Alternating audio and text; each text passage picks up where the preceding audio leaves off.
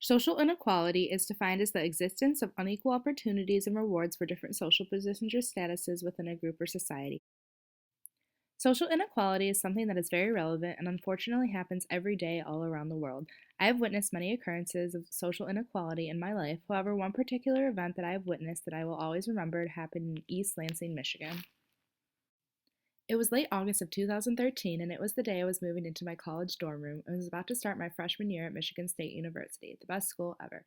Once I had gotten most of my stuff moved in and met my roommates, my RA came in our room and introduced herself and explained that there would be a mandatory hall meeting later that evening, which would be followed by fun games and icebreaker activities that will allow us to meet everyone on our floor.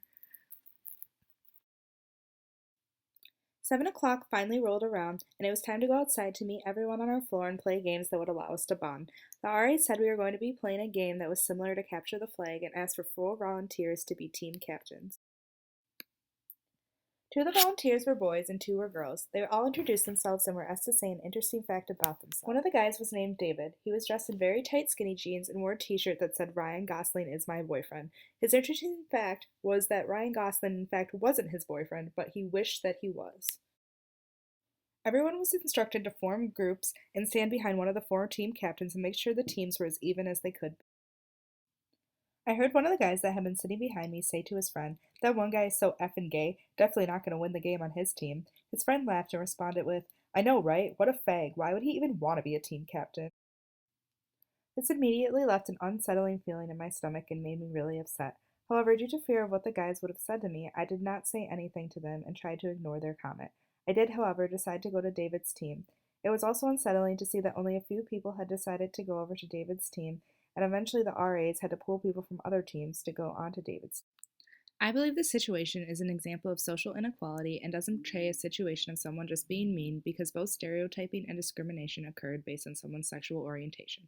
A stereotype is defined as simplistic generalizations about categories that applied to anyone in those categories. David was being stereotyped based on his clothing choice and sexual orientation, which is defined as an enduring pattern of emotional, romantic, and/or sexual attractions to men, women, or both sexes.